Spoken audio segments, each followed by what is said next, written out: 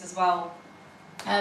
For me, Brexit was a real identity crisis that people were going through, and you're absolutely right that fact sometimes doesn't matter when it comes to emotion.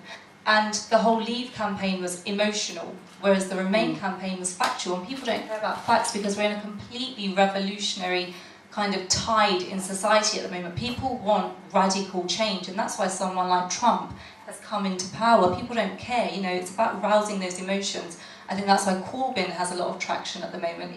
Whether you love him or hate him, he has got some kind of force that attracts people to him and raise some kind of emotion within them.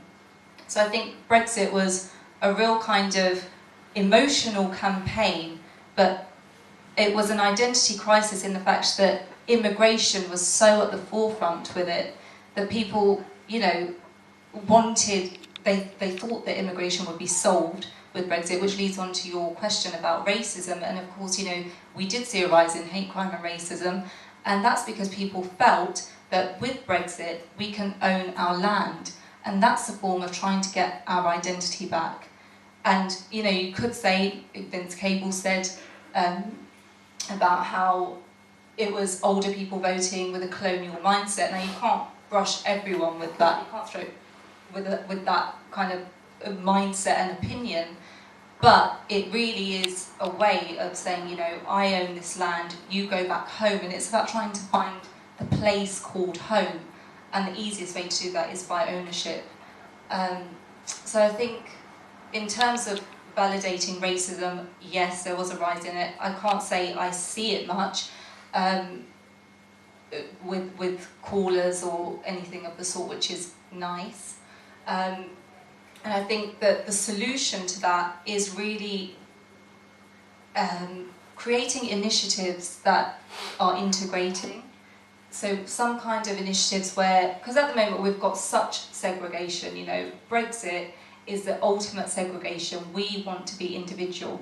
On top of that, we've got social media. So racism is twofold. It works on a two-tier platform. On social media, you've got a screen that's a shield, so you can say whatever you like to people, and you're not held accountable for it. Yes, there are rules and regulations. Your account might get blocked. It might get unblocked again, because there's such, you know, there's such a lack of regulation when it comes to what is hate crime online and what can be regarded as hate crime, that people get away with a lot on social media. And then you've got society. We're constantly looking at our phones, which means we're not talking to each other, which means that we don't have that personal kind of emotional attachment to people, but we have it to our phones and technology instead, which therefore creates segregation.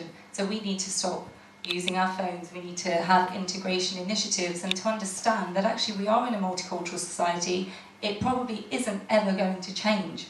Even with the Brexit, you know, transitional period, immigrants, people regarded as immigrants, are going to retain their citizenship. Who knows what will happen after Brexit? We don't know what deal is going to be done.